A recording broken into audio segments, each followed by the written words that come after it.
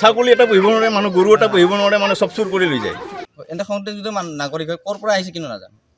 আমি সুধিব গ'লে জেলত দিব ধৰি কাজিয়া কৰিব, ঘৰ খেদি আহিব গোটাই। এই আমাৰ মানুহ কিয় ধৰিব? পৰুৱা এক ৰাতিৰ ভিতৰত এটা বাহাত কিমান মানুহ হ'ব পাৰে, তেনেকুৱা ধৰণৰ সৃষ্টি হৈছে। এইবিলাকৰ ঘাটি হৈ গৈছে, চুৰ বদমাছ এইবিলাকৰ চব ঘাটি হৈ গৈছে ইয়াতে, বুজিছে নে নাই? আমি আজি 20 বছৰ 25 বছৰ আগত আহিছোঁ ইয়াতে, আমি কিন্তু কিছুমান মানুহ আমি দেখাই নাই, কিন্তু মদ ড্ৰাগছ চুৰ বদমাছ এইবিলাকৰ কাৰণে মানে আমি ওলব নোৱাৰা আহিছোঁ ৰাস্তাত। এনেকুৱা ধৰণৰ আমাৰ সমস্যা হৈছে, বুজিছে নে নাই? কেতিয়াৰ পৰা হৈছে এইটো? এইটোতো প্ৰায় হৈ আছে প্ৰায় 10 বছৰমানৰ প্ৰায়। ছাগলী এটা পুহিব নোৱাৰে, মানুহ গৰু এটা পুহিব নোৱাৰে, মানে চব চুৰ কৰি লৈ যায়, বুজিছে নে নাই? আৰু ইয়াতে অপেন বহি বহি ইয়াতে ড্ৰাগছ খায়, বুজিছে নাই? বেজি আৰু ক'ব গ'লে আকৌ উল্টাহে কথা কয়। কোনে খায় এইবিলাক সৰু সৰু মানে বাচ্চাক কৰি আমি চিনি নাপাওঁ এইবিলাক।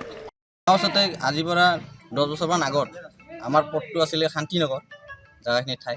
তাৰপাছত লেণ্ডে লিখিলে শংকৰ আজান পথ, তাত আমি হিন্দু মানুহখিনি গৈ এইটো ঘূৰাই পেলাই দিছোঁ। তাত আগতে 4-5 ঘৰ আছিলে মুছলিম মানুহ, মিয়া মানুহ, এতিয়া কিন্তু ভৰ্তি হৈ গ'ল এইখিনি জেগাত। আহি আছে, এতিয়াও আহে। নিশাৰ ভাগত আহে নে? নিশাৰ ভাগত আহে, দিনত নাহে, নিশাৰ ভাগত সন্দেহযুক্ত হয়। হয়। এনে সন্দেহযুক্ত নাগৰিক হয় ক'ৰ পৰা আহিছে কিন্তু নাজানো। আমি সুধিব গ'লে জেলত দিব ধৰি কাজিয়া কৰিব, ঘৰ খেদি আহিব গোটাই। এই আমাৰ মানুহ কিয় ধৰিব?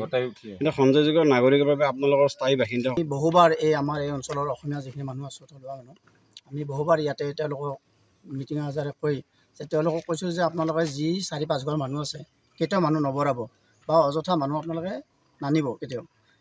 তেনেকুৱা স্থলত আমাৰ 2-3 বাৰ তেওঁলোকে বহুত কিবা মানুহ আহে, মৰিঘৰৰ পৰা আহে, ৰাতি আমি ইয়াত ধৰি থানাত চমজাই দিয়াও ৰেকৰ্ড আছে। বা তেনেকৈ ঈদৰ সময়ত গৰু মাংস কাটি ইয়াৰ পৰা চমৰা নিয়াৰ পিছতো আমি ধৰি ৰাইজে 8খন ৰাইজৰ ধৰি মিলি ইয়াত বিচাৰ ব্যৱস্থা কৰি তেওঁলোকক তেতিয়াও সকিয়নি দিয়া হৈছিলে। কিন্তু আজি যোৱা কেইবছৰমান ধৰি তেওঁলোকৰ তাত এনেধৰণে জনসংখ্যা বাঢ়িছে, যেনে পৰুৱা এক ৰাতিৰ ভিতৰত এটা বাহাত কিমান মানুহ হ'ব পাৰে, তেনেকুৱা ধৰণৰ সৃষ্টি হৈছে। ইয়াতে আপোনাৰ 20 বছৰমান হ'ল আমি কিৰাকাটাৰ পৰা আছোঁ, তাতে গড়াই হৈ গৈছে। তাৰ পৰা বাকী ইয়াত থকাবোৰ ক'ৰ পৰা আহিছিল আপুনি গম পায়নে? কলগাছিৰ পৰা আহিছে বা কিবা পৰা মানে আহি হাজিৰা ঠাইখিনিৰ নামটো কি দিছে?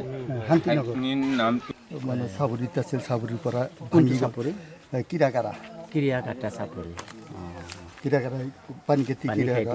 তাৰ পৰা মই অকলে আছোঁ আৰু এইগিলা ধুপি আৰু কাবাৰ পৰা আছে মানুহ।